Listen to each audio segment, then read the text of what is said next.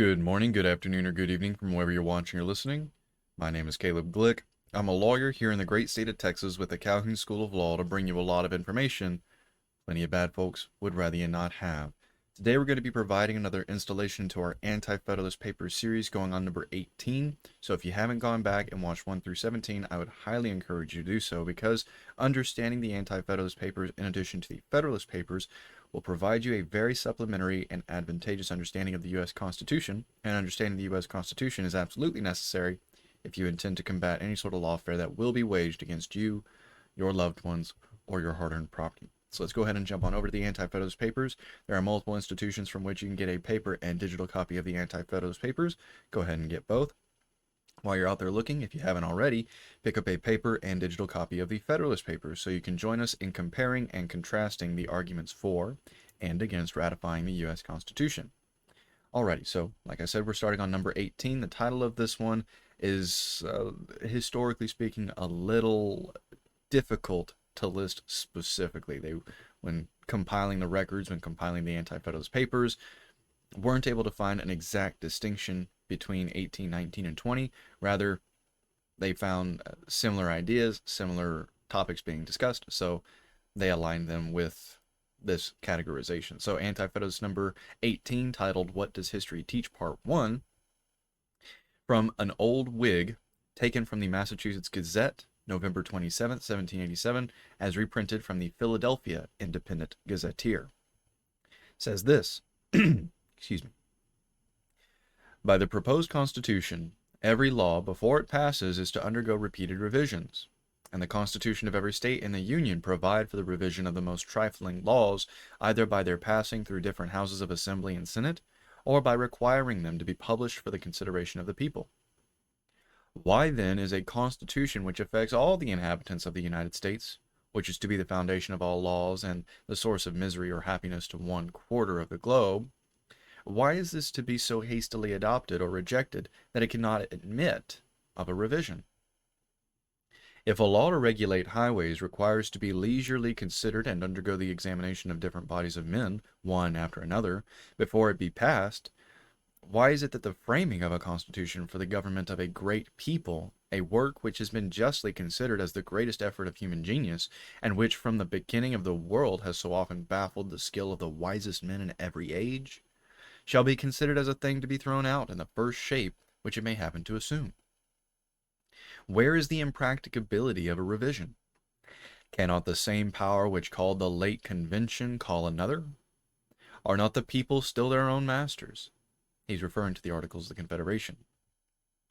If, when the several state conventions come to consider this Constitution, they should not approve of it in its present form, they may easily apply to Congress and state their objections. Congress may as easily direct the calling another convention as they did the calling the last. The plan may then be reconsidered, deliberately received and corrected, so as to meet the approbation of every friend to his country. A few months only will be necessary for this purpose, and if we consider the magnitude of the object, we shall deem it well worth a little time and attention. It is much better to pause and reflect beforehand than to repent when it is too late. Let's go ahead and highlight that. That is such a great quote. Much better to pause and reflect than to repent when it is too late. When no peaceably remedy will be left us, and unanimity will be forever banished. The struggles of the people against a bad government, when it is once fixed, afford but a gloomy picture in the annals of mankind. Doesn't that sound familiar? Go ahead and highlight that as well. They are often unfortunate. They are always destructive of private and public happiness. But the peaceable consent of a people to establish a free and effective government is one of the most glorious objects that is ever exhibited on the theater of human affairs. Some, I know, have objected that another convention will not be likely to agree upon anything. I am far, however, from being of that opinion. The public voice calls so loudly for a new constitution that I have no doubt we shall have one of some sort. My only fear is that the impatience of the people will lead them to accept the first that is offered them without examining whether it is right or wrong.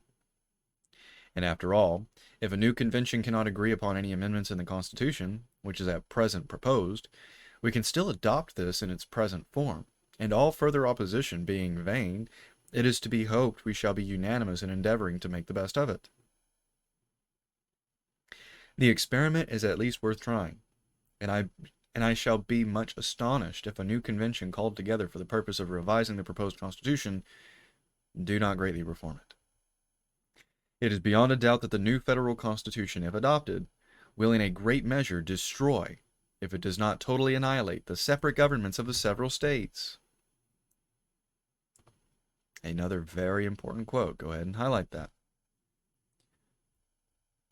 Again, as you read through these, it's going to turn your stomach just how perfectly they predicted all the tyranny we experience today. We shall, in effect, become one great republic. Every measure of any importance will be continental. What will be the consequence of this? One thing is evident, that no republic of so great magnitude ever did or ever can exist. But a few years elapsed from the time in which ancient Rome extended her dominions beyond the bounds of Italy until the downfall of her republic. And all political writers agree that a republican government can exist only in a narrow territory. But a confederacy of different republics has, in many instances, existed and flourished for a long time together. The celebrated Helvetian League, which exists at this moment in full vigor, and with unimpaired strength, while its origin may be traced to the confines of antiquity, is one among many examples on this head, and at the same time furnishes an eminent proof of how much less importance it is that the constituent parts of a confederacy of republics may be rightly framed, than it is that the confederacy itself should be rightly organized. For hardly any two of the Swiss cantons have the same form of government, and they are almost equally divided in their religious principles, which have so often rent asunder the firmest establishments. A confederacy of republics must be the establishment in America, or we must cease altogether to retain the republican form of government. From the moment we become one great republic, either in form or substance, the period is very shortly removed when we shall sink first into monarchy and then into despotism. Remember, this is 80 years before the War of Northern Aggression, the war between the states. If the men who at different times have been entrusted to form plans of government for the world had been really actuated by no other motives than the public good, the condition of human nature in all ages would have been wildly different from that which has been exhibited to us in history. If only men were angels. That is going to be probably the perfect phrase to describe all of these Anti-Federalist Papers. If only men were angels. Could we have this government? Could it work? Otherwise, it's not going to. And it didn't, and it hasn't. In this country, perhaps we are possessed of more than our share of political virtue. If we will exercise a little patience and bestow our best endeavors on the business, I do not think it impossible that we may yet form a federal constitution much superior to any form of government which has ever existed in the world. But whenever this important work shall be accomplished, I venture to pronounce that it will not be done without a careful attention to the framing of a Bill of Rights.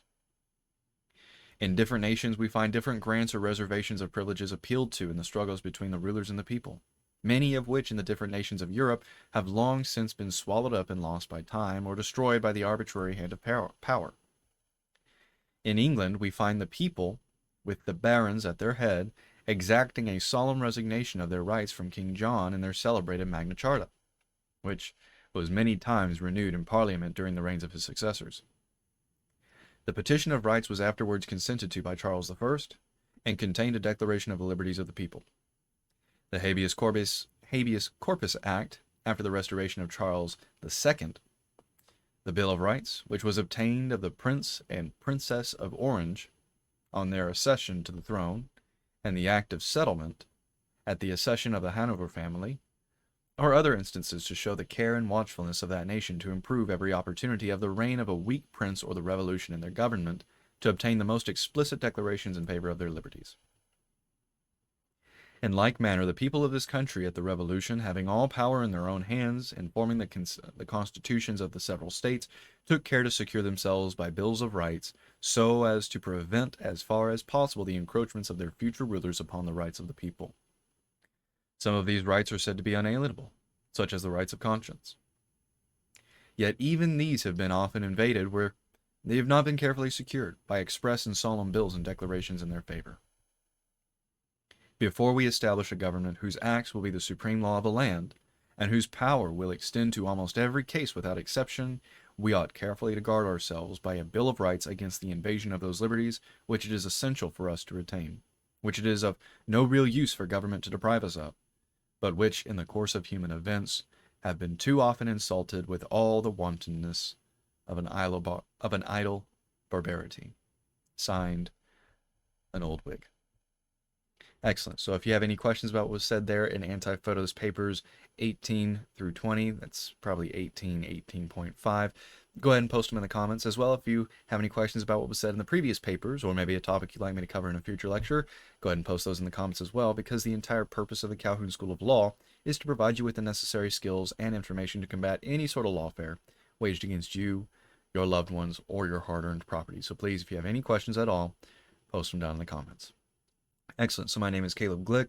I'm a lawyer here in the great state of Texas with the Calhoun School of Law to bring you a lot of information that plenty of bad folks would rather you not have. I hope you enjoyed this lecture, and if not, while you're down in the comments, go ahead and let me know how I can do better so I can best serve that purpose of helping you.